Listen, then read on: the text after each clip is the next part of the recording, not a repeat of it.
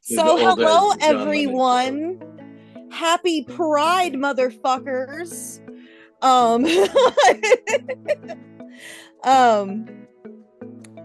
Would we like to introduce yourselves? Kira? Yeah. You want me to go first? I can do Go that. for it. Hello. I'm Kira. I am CitrusCon chair, CEO of CitrusCon. I don't know what my name is anymore now that we're official. That's me. Master of Magic. That's it. And I don't know what to say about myself other than I help run the con and I do the Discord, and I'm losing my mind a little bit because Discord keeps breaking. As we all have seen. Yeah. But I'm having fun, and I hope you guys are too, and I'm very excited to be here. And I am Peachy. I am the one that does a lot of the interviews and a lot of the chaos, and I do programming things, and I'm here. And then we have David. Who are you? Hi, I'm David. I'm a guy who did some voices for some things. That's cool. And directed a couple of other things. Yeah. And did some other things. I'm reaching out to you today clearly from my luxurious lakeside cabin. Mm-hmm. I hope the actual owners don't mind that I'm out here. Yeah. Isn't it cold? It's perfect. Oh, wherever cool. this is, it's always perfect. Nice. That's why it's so expensive. Well, we don't really have much of a gay plan for today, but there is a fancy button at the bottom of your screen that says Q&A, and I would love for y'all to send me questions. And we can ask the David and talk about gay stuff and just hang out because happy Pride. Damn That's right, the happy gay Pride. How has your Pride Month been? It's been a proud one. Yeah, lovely. I'm gay all year. Same. So and I'm proud all year. So I see it as an important time for visibility. Mm-hmm. And particularly in times like these, it's only more important. So yeah. But those of us who live under the rainbow flag do it 12 months a year. Yup. So it's great. It's I like I say, I think it's great for visibility, and right now it's as important as it's ever been, I think. Mm-hmm. So Pride, thank God. Yeah. Thank God for it. Yeah, full-time job, that's right. Tubby Tay. Mm-hmm. Does Kara want to do vocation. Questions? I can do questions. Cool beans. Okay, which pasta is the gayest pasta? Rotini. Good. Rotini. Because it doesn't matter which way it's facing or like where it's oriented. It's always just full of whimsical little spirals and turnabouts. Yeah.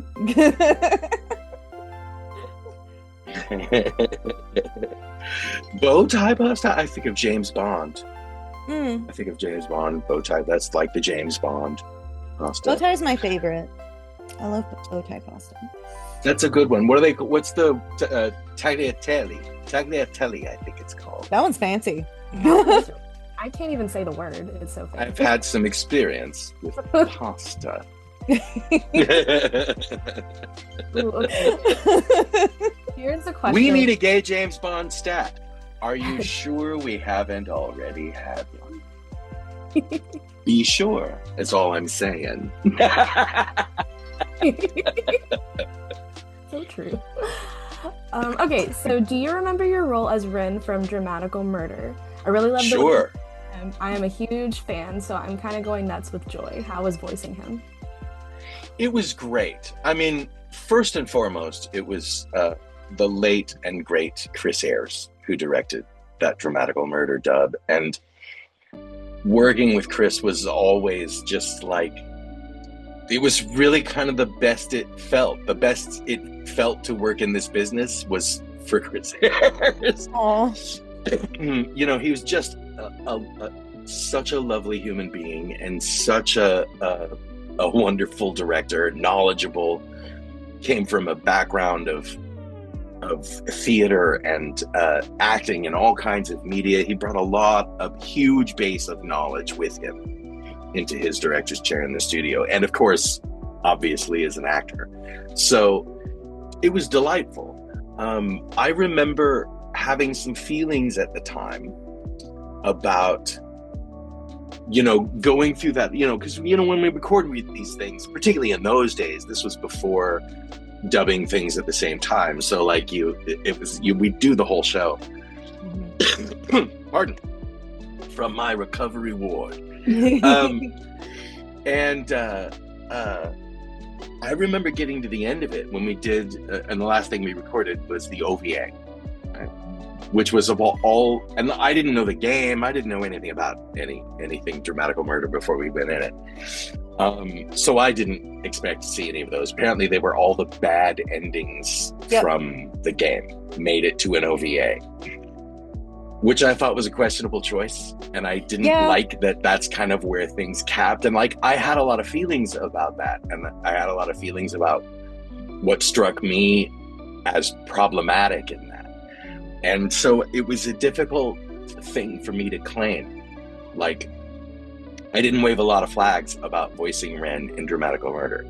But then my mind about it was dramatically changed because despite the fact I had my own feelings about it and had my own problems with the way it played out, I remember being at a convention, and I believe that it was either Milwaukee or it might have been Kumoricon. It was several years ago. And I remember doing queer representation in anime panel there. And there was a young man in the audience who was cosplaying as Alba.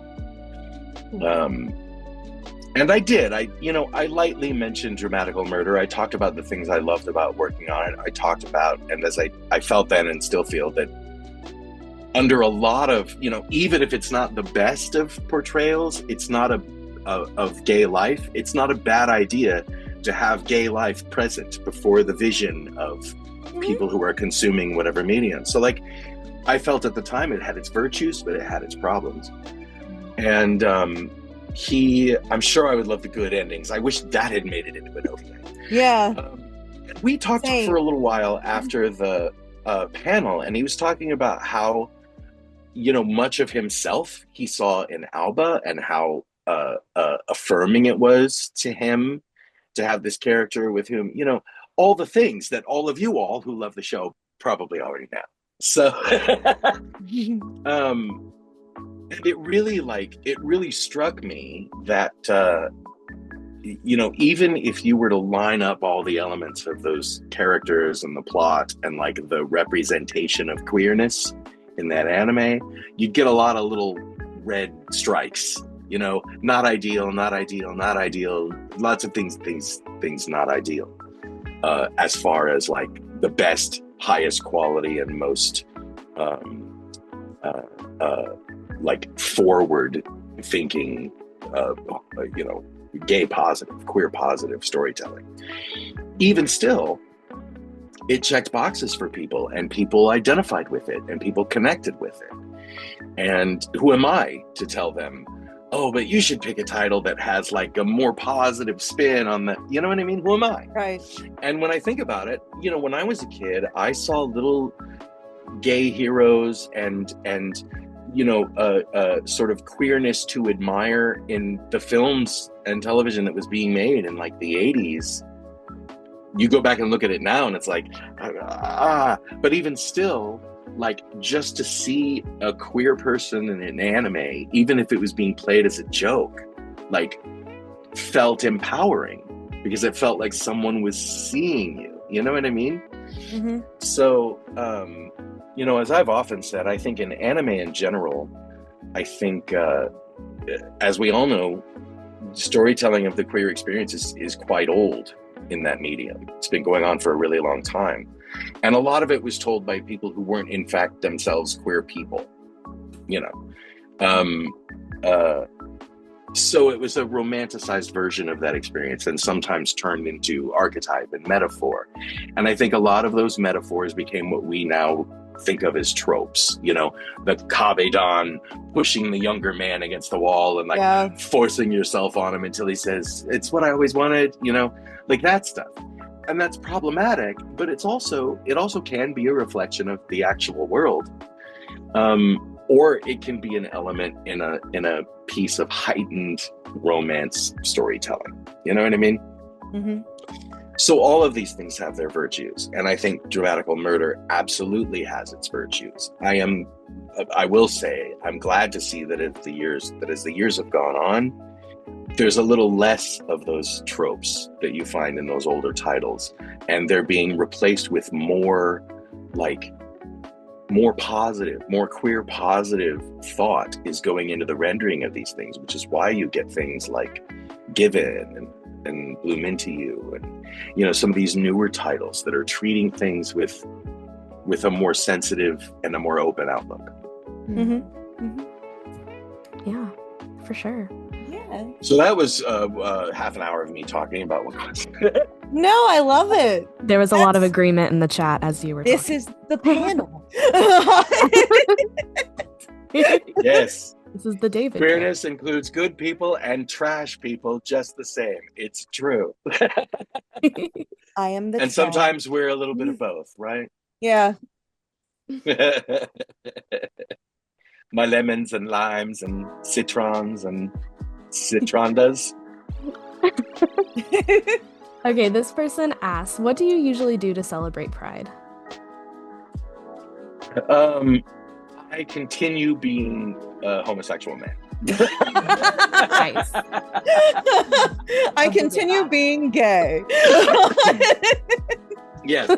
I mean, that's really, honestly, I've never been one. I get, you know, I'm not just a gay man. I'm also a neurodivergent gay man. So I get a lot of like anxiety at big events and lots of color and noise. And I mean, let's be honest.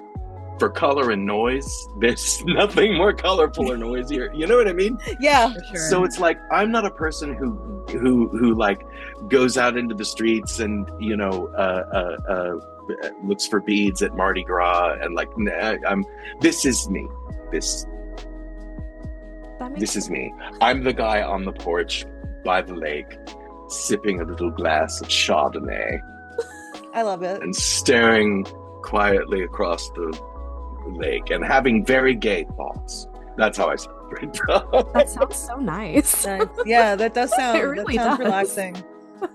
Yeah, you know, I mean, you know, I was never much of a, you know, I sort of had my big party years, you know, where I was really like, and I don't even mean partying, like, you know, crazy drugs or anything, just like being out in like the social sphere and like getting juice personally from being like in a bar with a bunch of friends or like watching a loud band, stuff like that. But as the years have gone on and I've gotten older, it's grown more difficult for me to like stay centered and regulated under conditions like that. So I have to pull a lot of tricks in order to sort of like put myself out into a social atmosphere, and particularly into like an uber, like hyper social atmosphere. It's just, I have to do a lot of careful stepping on my way to that place. Understandable. All right. This one says, these days I just keep my gatherings small. I'm sorry, go ahead, Kira. You're good. In celebration of Pride, can you share a moment of queer joy from your life? What are we rated? 18 plus. Just kidding. Let's see. You know what it was? I mean, like, the first thing that leaps to mind, I mean, obviously, the thing that happened with the line we all know from Skate the Infinity, like, where that little string of words carried the queer community around it was an extraordinary experience. It proved everything that I'd been saying over and over and over again to any brass I could get a meeting with at these studios, saying, if you do this, you will be celebrated. If you speak to these people if you sing them a song of themselves, if they sense any authenticity in what we're offering them, they will support you so hard. Mm-hmm. And that's exactly what happened. You know, the viewership of that show magnified exponentially. It proved every point I made. So that felt really good for a while. Yeah. And then, like, they didn't really carry it along very much. You know, they didn't really go with it, which was disappointing. But, you know, change comes slowly, right? But so that was a big moment. But that's an easy one to anticipate. But I'll tell you, one of, like, personally, the really big breakthrough for me, again related to doing to giving authentic queer portrayals in anime, was when I got the yes to do Love Stage, which I'd been trying for, like, at that point, I think 2 or 3 years. I'd been talking to people, trying to convince people this is a good idea, I promise you. And, like, the net was getting a little tighter around me because I'd been offered a job, like a salaried position somewhere else. And I was like, I don't know if I can become a full-time employee with any studio or any interest that's not behind me on this, because this is what I want to do with my place in this industry. This is what I want to do. And I didn't want to abandon that. And it was sort of a last-ditch effort. I happened to be down at Sentai doing recording, just doing some voice recording, and I don't even remember what it was for. But it just so happened that the director of production was there, Joey Gubo, who's been, he's been the guy there in that job for just about since they were birthed, I think, as ADV. But Joey's a great guy, and also a director of production. So everybody's mad at Joey sometimes, nature of the job. But, like, it was Joey I finally talked to. And I didn't talk to Joey about this because, like, at the time, as a director of production, it wasn't really in his world to say, hey, we should dub this title, or, it wasn't like, that wasn't a thing the director of production generally went to the uppers and said. But I explained to Joey, and it was like, at this point I was past really trying to sell the idea. Joey and I were chatting, and I was like, listen, this idea, I keep telling people about it. Here's what it is. Like, here are the numbers of the queer community. Here's what you get when you court the queer community. Look at this product. Look at this dance. Look at this fashion. Look at this band. Look at everything that the queer community has embraced. And I was just like, I can't believe no one's getting this. And Joey got it. Joey, a straight man, got it and said, hold on a minute, and walked over to the president, the high king, the emperor of Sentai Filmworks, John Ledford, and, like, told him, gave him the compressed version of the spiel I'd just given him, and came back with a yes. I was like, we're gonna do it. I'm like, yeah. So I turned down the full-time job elsewhere and went back down to Houston, from which I'd already moved away at that point. Went back down to Houston on a short-term basis and you know, it was going to be a while till we could get it on the production schedule. So I had a lot of time to write the script. I and my collaborators, and Marissa Lenti, helped me write those scripts. And it just felt amazing, because at that point I had all but given up on ever getting a yes. I was never going to stop talking about it, but I pretty much expected just more brick walls from everywhere and everyone. But that was huge. That felt like a sort of a dream come true moment for me, because it was so unexpected by then. Mm-hmm. You brought up Love Stage. Somebody's asking specifically about Love Stage. Hit me. Yeah. One of my I got all the Love Stage answers for the anime and not for the dub later. of Love Stage was my first BL anime ever. It was so good. So that's what they're saying. They watched the dub recently. It was great. Are there any stories around that you would like to share? I mean, there was a lot. I mean, like, geez, we could do this whole thing about Love Stage, because like the process I went through, like falling in love with that show. I've told that story to you guys before about how I found it and like how I was just like, what is happening? How is this possible? But yeah, like it was such a lovely show. And again, you know, speaking again about what I was saying about Dramatical Murder before, there are some problems in that show. It's got a couple of big problems content-wise, as does Hitorigime My Hero, which we ended up, they asked me to work on that. I said no a couple of times, having like looked at some of it. I was like, guys, you don't want to dub this. You don't want to put this out there. This is not what I'm trying to do. I'm trying to find like really queer positive material.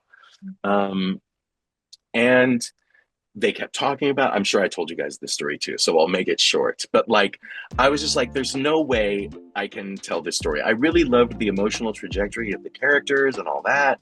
It's like, how can I do this? And then the film Call Me By Your Name came out. Which is a live action film. It's where we were all introduced to Timothée Chalamet. So if you're a Chalamet fan, that's like one of the first places where he played a featured role in a film. And it was an extraordinary piece of film. And there was a similar age gap between the elder, like grad student, and the younger boy, Elio, in that film. And like, they dealt with it. I mean, in a way, they knew there was an age gap. They knew there was a status difference, even more importantly, because this older boy worked as like a teaching assistant to the younger boy's father. So it was very like some of that subject matter was kind of in there. But even still, in a very short period of time, despite the age gap, despite like the feelings of impropriety, even though it was set in Italy where things like that are viewed a little differently, or where at the time the film was set, but like they still made me really root for those characters. And so after seeing it, it was my friend and roommate at the time, Caitlin Barr, who we went together to see that film. And we were both just knocked out by it. And after seeing it, I was like, Kate, if they can do that with this film, I think I can do something with Hitorigime. So I said yes. And the same thing is true of both of those shows, though they both contain like some problematic tropes. And I'll call them tropes because they exist in so many other titles. But in one, you've got like what's really basically a sexual assault, but it's played for laughs in the show. I'm talking about Love Stage. Yeah. And then in Hitorigime, you've got that age gap. But the reason I thought both of those shows had value when there were other ones that treated that material that I thought had less value was that both of those shows looked at those problems right in the face. Like after the one boy in Love Stage does that to the other boy, he spends the rest of the show like apologizing for it, trying to become better, trying to learn from his mistake, trying to earn the respect and the love of this boy that he loves. And I thought that was a beautiful redemption. You know, I think, I know that scene was difficult. That scene was difficult to do, and it was difficult for Greg to record. It was difficult for me to direct. It was difficult for everyone in the room because, again, the show wanted to view it as this cute little moment. If you listen to the underscoring, it's like, boop, boop, boop, boop. It's this cute little, no, you can't possibly rip all my clothes off, and it's kind of played to be cute. But, I think because of what we were all feeling in recording that sequence, there's a little bit of a scare in it. There's a little darkness in it. Because Greg Ayres, who was then and remains an extraordinary voice actor,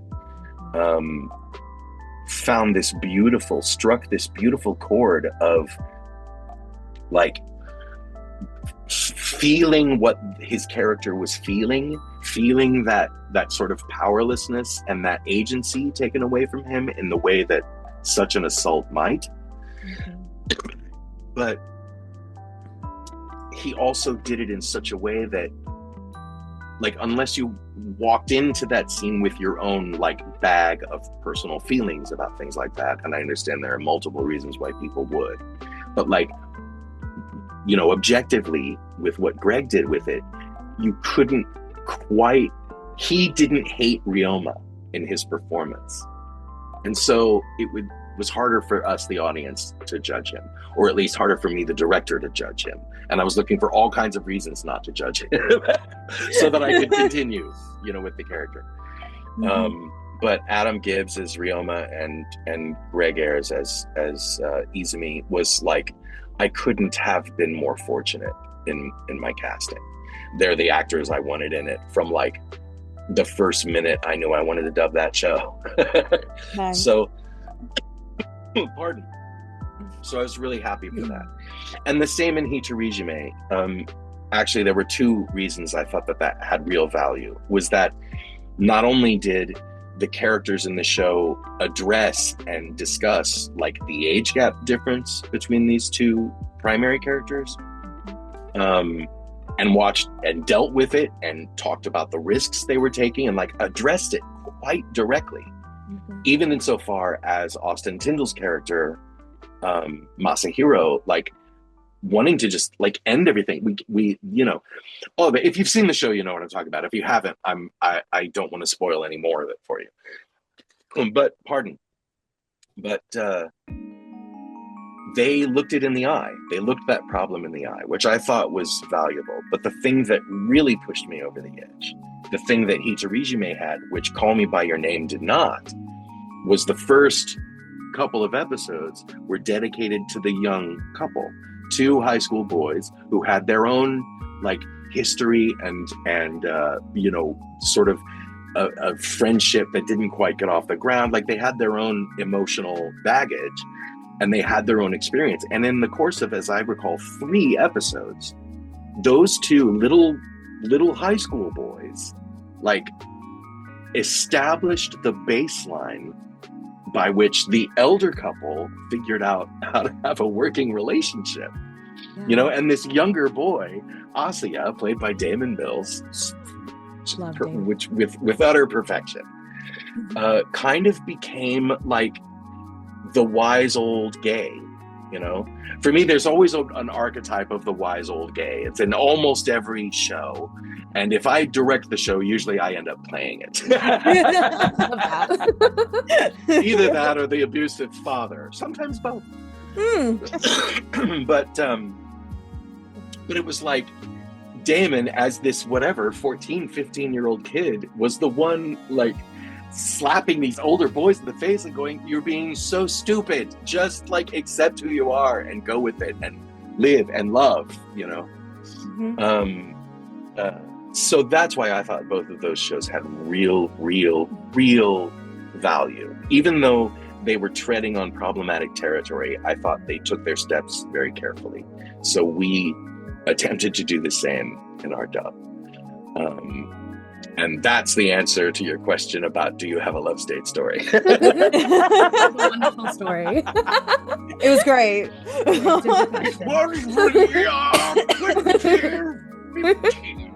Fantastic. Let's see. Okay. Is there a dream hypothetical queer anime that you would want to direct or act in, and what would it be? And what kind of role would you play? I don't know.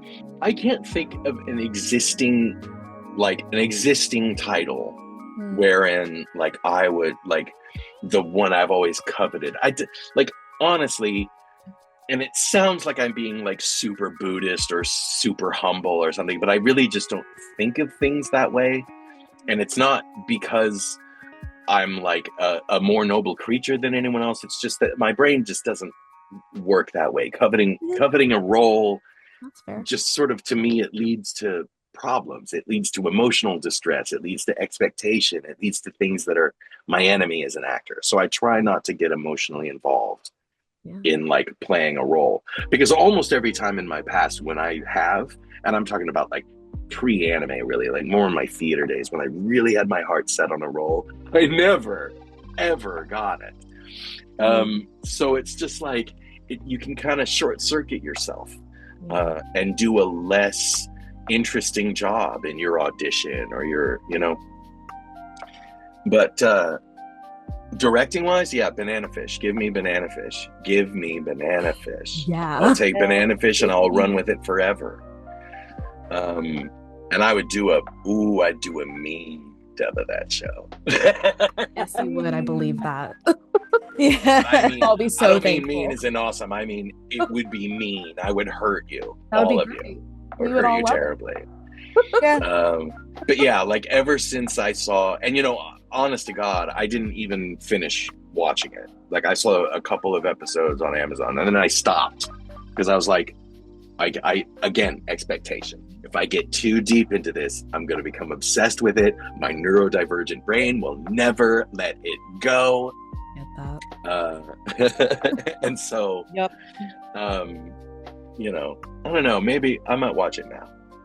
Do it. But I saw like the first, I think, 2 or 3 episodes. This was when it first hit Amazon, or near to when it first hit Amazon, and I was just like, wow, like this is rough material, and it covers some very not queer positive territory in as far as like, but it's talking about suffering. We all know. I really identified with Ash.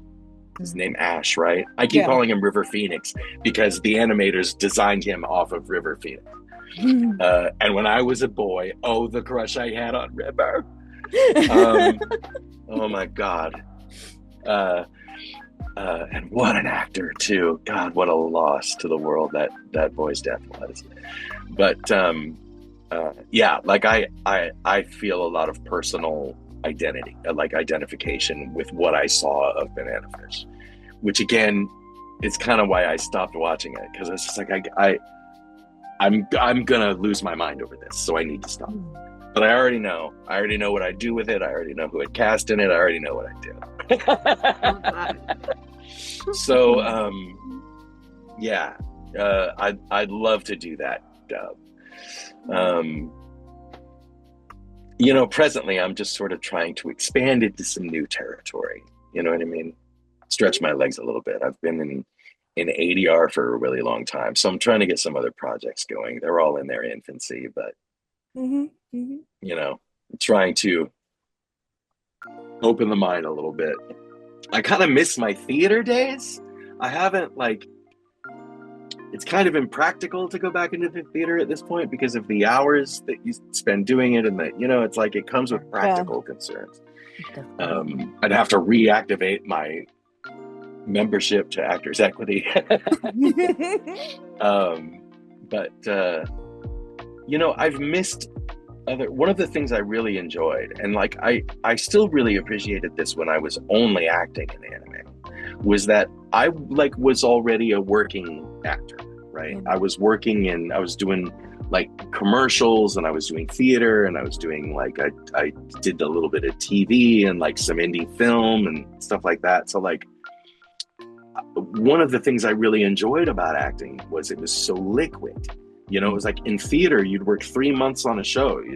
you'd spend like a month rehearsing it and 2 months running it, and then you're on to the next contract. And like, it's so mercurial. And the same is kind of true. Well, the same used to be more true in anime, again, before dubbing shows at the same time, which has really changed the model of how these shows are worked on quite substantially. And I think, honestly, not for the better. But back in those earlier days, you'd go in and they'd get a whole show, like a whole season in the can over the course of a couple of weeks. And so you'd go in for like long sessions. You'd do like 4 to 8 hours or something and record like a whole season. Or if it was a very prominent character, you'd have to come in for a couple of weeks, like every day, and do a couple of hours. But then it was done and it was in the can, and what's next? You know what I mean? And I miss that a bit. And of course, that became less the case the further I got into the production end, into directing and writing and like dealing with producers and things like that. And it started to kind of, like, I started to lose the joy of the mercurial actor's life. You know what I mean? So, yeah, like I'm trying to find a little more of that again, to diversify a little more again, do some different stuff. Well, on that note, this person wants to know what your favorite theatrical role you've played is. Oh, Knackers. We're not in a theater, so I can say the word Macbeth. People misunderstand that, the curse of Macbeth. You're supposed to not, the superstition goes, you're not supposed to use the word in a theater. But yeah, I got to play Macbeth in I was splitting the role with an actor by the name of Guy Roberts, who runs the Prague Shakespeare Company. And so with them,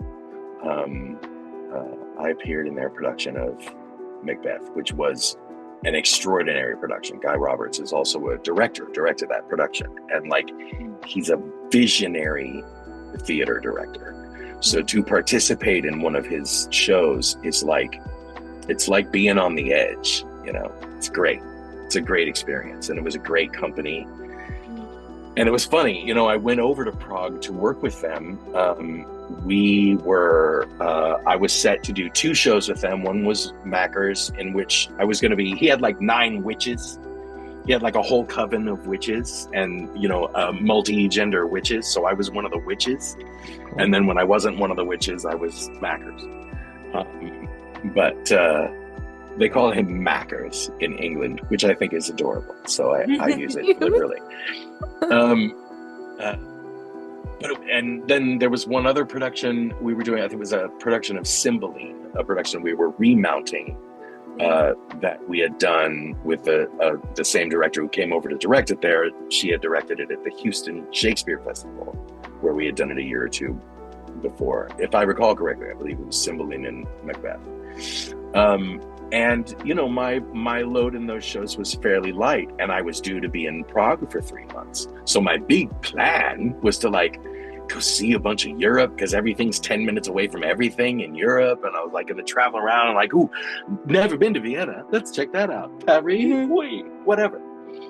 And then Guy asked me to cover some dates on this role, and like ultimately to share this role with him in this particular mounting of this production, which was like a no-brainer. I mean, I was there to do Shakespeare. I wasn't there to like sip coffee in Vienna. Would have been nice, but way cooler for an actor to like sink their teeth into a role like that. So yeah, that was one hell of an experience. And frankly, if anything were going to get me back in a theater at this point, it would be Shakespeare. So I miss doing it. I have great passion for it. I studied with some extraordinary teachers for it, too briefly. But it is a great passion of mine, and I'll tell you, you unlock the rules of how Shakespeare is performed, how that verse is performed, And it will empower your acting on every level in any medium. It'll make you more capable at everything you do as an actor. So I highly recommend to any hopeful actors out there, get into your Shakespeare. Have someone teach you. Don't just learn how to read it, learn how to speak it. Those are two different pursuits. And you can't just glean the rules of Shakespeare verse from like watching videos and listening to people do it. You got to learn. It's a code. It's like the Da Vinci Code. It's like this code buried in Shakespeare of how to deal with his consonants and his rhythms and his caesuras and his rhyme schemes and what it means when they're not the same. And like you learn all these little codes, and it's not calculus, you know, it's not like a total brain bender, but you learn these things and you start to realize, I mean, everybody knows Shakespeare was good, but until you learn what he was really doing with his words, you figure out how good he really was. And he was an inhumanly gifted writer. So cool. So yeah, I don't even remember the question anymore. It happens every time. I love it. I love just it. answered for 20 minutes. We are all captivated. Yeah. All right. So this one's kind of long. Do you have any favorites amongst your past roles? Any that you feel you connected with on a special level that hold a special place in your heart? Also, they say, thank you so much for all you've shared with the anime community about voice acting in general. It's my pleasure. Let's see. I'm trying to remember. Got it. Kondo.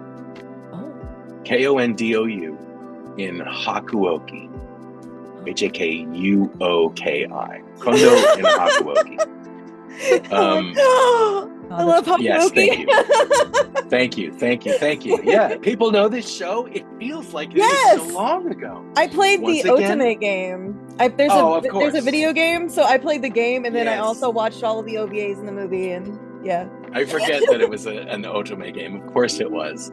Of course it was for me too. Like Kondo was again, this was directed by Chris Ayres, who just was an angel of illumination in every room he entered.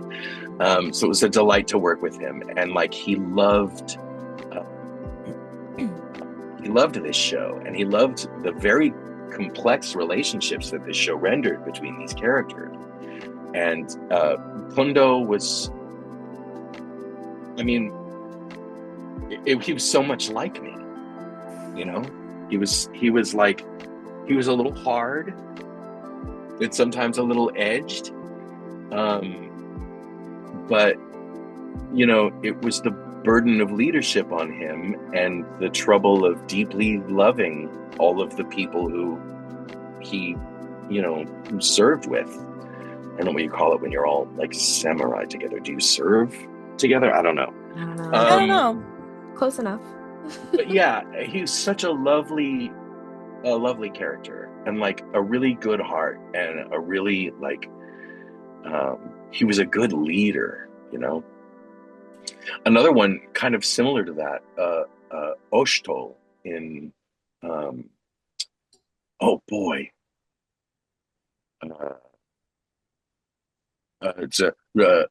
We always called the show Underwater Ray Romano. Uruwa Ray Romano.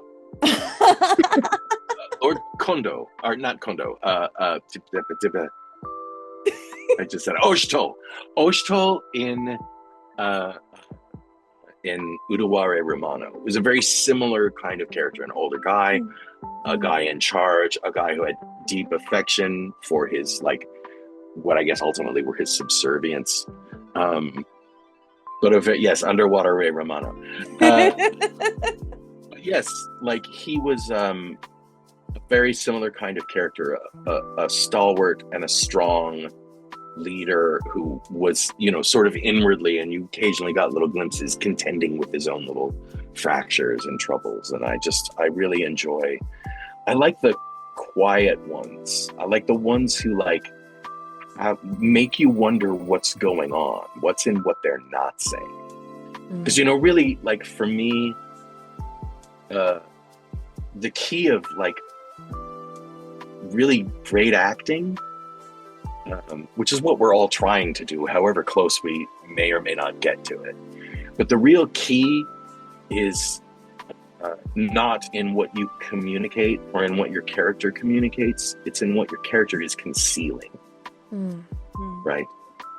So if you get a sense from somebody, from an actor, that like there's something going on behind those words, and maybe you're not quite sure what it is, but you're going to pay attention next time they talk because something's going on. You know what I mean? That's what I really dig.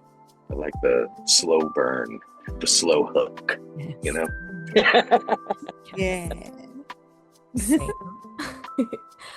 I think you get this question every time we talk. What is a BL you'd like to localize or adapt? Well, I mean, we're back to banana fish. Yeah. But there's some, like, you know, honest to God, there are very few I wouldn't like to adapt. I mean, even some of the much older and way more problematic ones. You know, I'll tell you, I think I've told you guys this before. And I've said it many times, and I even pitched this to the studio that had it at the time, but I really want to do it. We've got better material now to work with, so like I can get less hung up on it now, but I would love to do a dub of Super Lovers. I would love that so much. That's some hairy territory, but you know what it is? As I see it, what I see when I watch it is an allegory, a metaphor for autism. Yep. And I think that could be really powerful. And I think that if you carry that metaphor, if you carry that allegory forward, then the absolute outrageousness of this relationship that's developing, although it's really not a relationship, really, between this older man and his, you know, it's local was 20, 24, 25 or something year old dude. Yeah. And this young boy who was also like his adopted brother. Like, it's very complex. But it's also like, it's sort of a view of how autism is viewed, you know? It's always a little outrageous and a little, oh, well, you know, what's wrong with that? They're different. They're weird. So like, even in BL anime that year, whatever year that one was made, it was quite some time ago, but like, it wasn't unusual to see a queer coupling in an anime. It wasn't unusual to see an intergenerational queer coupling in an anime. None of those things were very groundbreaking in that show at that time. And I'm not sure how the psychological end of it was viewed. I mean, of course, I'm viewing it through, you know, having been steeped for a lifetime in Western culture. So that's the lens through which I view things. Even though I'm familiar with anime and Japanese storytelling and things like that, I am a Westerner. I am not of the Eastern culture, and so that's the lens through which I view it, and I have to acknowledge that as I work on a show, on anything that comes from another, you know, culture, another nation, another time, another place. But I think there's a lot of useful metaphor in there, and I think it might not be a bad idea to shock an audience. With audiences are hard to shock anymore, you know, and those of us who know the BL aren't shocked by Super Lovers. But there's so many people who have yet to be shocked. Right? Do it. Let's shock them. Sounds great. Yeah, and I see people saying Junjo. Junjo's usually the one I use as the example of like everything that went wrong with gay storytelling in early anime. But at the same time, and one has to acknowledge, like, all those different sets of couples go through all their own journeys together. And yes, they're all quite tropey. Yeah. But those tropes do come from a real place. Yeah. And it's sort of like, to me, it's like a puppet show of the queer experience. It's like a dumb show is what we called them. And not a dumb show, but like the dumb show was a little show before like an old, you know, ancient piece of theater that was sort of like puppets doing a real quick version of the whole play before the play started, right? Cool. And that's and that's it's, you know, kind of what storytelling like that is to me, or at least it's the lens through which I have to view it if I don't want to judge and dismiss it entirely. But I do think, and while I think Junjo has real value as entertainment, it has some value to queer people looking for a song of themselves. But I do think there are better choices. I feel like a lot of us deal with the nostalgia of Junjo because that's all we had at one time. That's true. And like I claim Junjo as my little problematic baby. But like I'll acknowledge that it's problematic. Like but it's my problematic baby. Like it's all I had. Like, I cried like a little gay baby the first time we kissed. So yeah. Yeah. Oh God, gravitation. You're bringing up gravitation in the chat. Yeah, here we are. Gravity is suspended.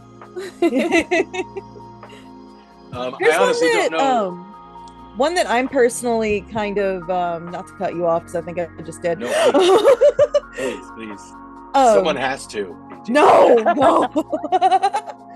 One that I'm particularly interested in as an audiobook whore. Do you ever consider doing audiobooks? I haven't. Like, I haven't really thought about it much in the past because I haven't really brushed elbows with it. You know what I mean? Like it just hasn't really been on my plate. I feel like you'd be good at it. I'd love to. I did one audiobook. This was some years ago. And I don't think it was ever released. I think it was someone who was trying to get a publishing deal and wanted to get, I barely remember the details. It was so long. It was something I got through my agency when I was down in Houston. So I barely remember the details. That it was some years ago. But I really loved it. Like I loved the process I loved the storytelling. It's like as close as you get to telling a story by a campfire, which is for me, I think it's really the peak of storytelling. Like it's, for me, it ranks above Avengers films. You know what I mean? And like, yeah, I'd love to do something like that. Frankly, I'd rather write it. And it's entirely possible that, you know, I mean, there's probably a non-zero chance that I might be working on something like that right this very minute. Interesting. Yeah. Yeah. But really, I'm interested in creating things at this point. You know, like I think I went through, and you know, everything I've always said about anime is still true. I think it's, or I should say, everything I've always thought about anime, I still think. As far as the value of its queer storytelling, the completely untapped well of material that exists in there, the good that it can do for all the people, not just people who just want to enjoy a lovely little romance, but for people who see no version of themselves anywhere. I you know, I think neurodivergence will be the new frontier. I don't know if anime will do it. I don't know if anime will tell those stories, but I think it accidentally already is. Yeah. I mean, I think we talked before about Given and about how my feeling was that main couple in that show, that was a romance between an ADHD person and an autistic person. That was my approach, and that's how I discussed it with the actors, and we all kept that in our heads as we worked forward. Didn't talk to the other actors about it. You know it comes through in the final product. It really. Well, I appreciate that. You know, we were very careful. We wanted to be very careful about that and make sure that anyone who was privy to that experience, anyone who knew that experience would find that experience in there. But we also didn't want to betray the original storytelling and start to you know, name disorders and push things in that direction. That would have been a disservice to the original writing. Right. But I think it was in there. Whether the original writer meant for meant for Mafiu to be autistic. I don't know. I've certainly never asked. You know? Yeah. But I think writers, whether they mean to or not, can do that accidentally. And you know, they want to make a character quirky or whatever. And so they give them these tics and these behavioral patterns that, like, we now are much smart. Even in the last couple of years, we're so much smarter about mental disorders and neurodivergence than we were even when Given was made. Yeah. So now I think that might have been a more pointed, that might have been a sharper point if it had been created now. Right. But like, that's also not the story they were telling. You know, the story they were telling was about a romance, about a band, you know. But these things that inform the authenticity and the reality of a character are things the audience may never specifically know, but it's something that keeps we as the actors, or me as the director or the writer of the script or whatever, it gives us like these goalposts, these things to put in there. And again, I say it, ideally, it's so that people who've had experiences with this, whether they have been, you know, on the spectrum for 50 years and never got diagnosed, you know, until they finally figured out, oh shit, there's a name for this. Or if like you always knew, if like you know, if at whatever 5 years old they said, yeah, that's autism, and like you were able to get at least some support and some identity about it, you know what I mean? But like, I think I don't think that story is being told enough. And I think when it is being told, particularly when I see it in Western media, it's so hackneyed and so forced and so like tacked on. And I just feel so like, God, this is not helping us. I mean, in the 90s, autistic people were superheroes, right? They were Dustin Hoffman in Rain Man, or they were the little boy in that Alec Baldwin movie where he had to save a kid who knew he was autistic so he could crack some secret code or whatever. Like Mercury Falling, that was the name of that movie. Don't watch it. And like, yeah, so it's like, you know, neurodivergence or like ADHD is usually just played for comedy, right? You know, or it's like someone who's got a drug problem who is not at that moment on drugs, right? You know what I mean? And so it's like you get this stigma associated with it that kind of comes from Hollywood or whatever, you know, industry. You're trying to like trying to bring it into light, but doing a very clumsy job of it, the same way they did with gay people in films back in the 80s, you know. Right. Where it just kind of becomes a joke. I think neurodivergence is the new frontier where that storytelling is told, and I think once we're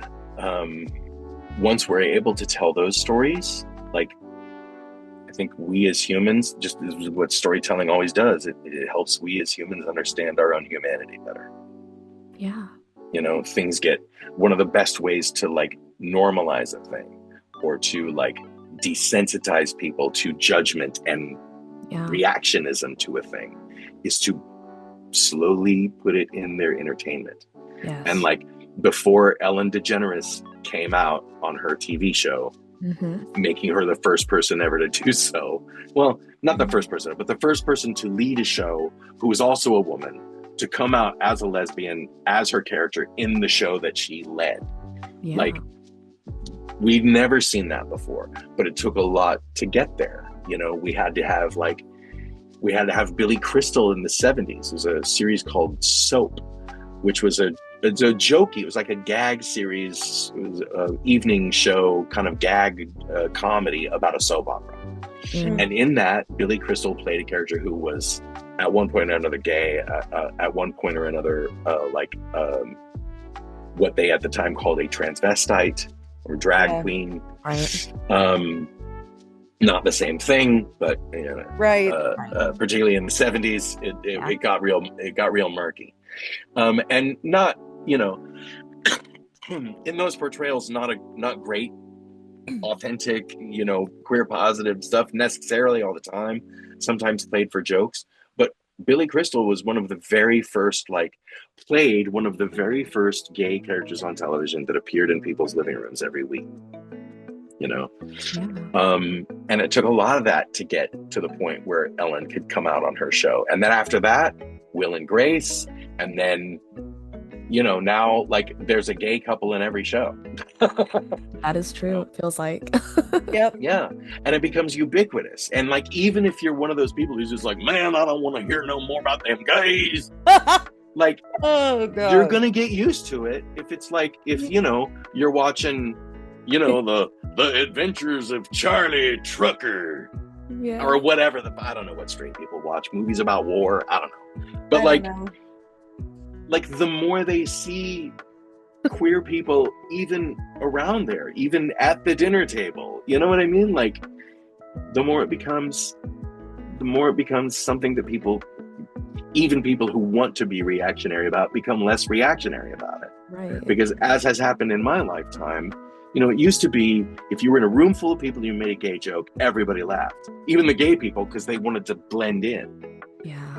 And now, if you're in a room full of people, if it's as long as it's not like a MAGA convention or something, if you're in a room full of people who are a cross section of the average population, and someone makes a gay joke, the room will shut that person up. The room itself will shut that person up. It's true. That is a transition I never thought I'd witness in my life. So it's weird times. We need good stories. We need good storytelling. We need it. We need it. I hope the anime industry figures that out. Yeah. Really? That is a good place for us to close. Honestly, we're already over time, but I mean, who cares? I don't care. I mean, I don't care. Did any of us not expect to go over time? No. We had 1 single hour. The first Q&A we did together was 3 hours long. So yeah. It was longer than a Lord of the Rings movie. Right? We love our day. It was longer than a Snyder cut, man. Thank you for hanging out with us this year. It has been my pleasure. I love you all. We love Thank you for coming, everyone. Oh God, I need thicker lenses. So fun and queer. That's going on my tombstone. Thank you, Tavi Tay. Fun and queer. That is going on my tombstone. Fantastic. It's just a pizza. It's my pride pizza. Love it. I thank you very much for having me, my dears. I hope your digital extravaganza continues to be gay AF. I hope so. Oh, it will.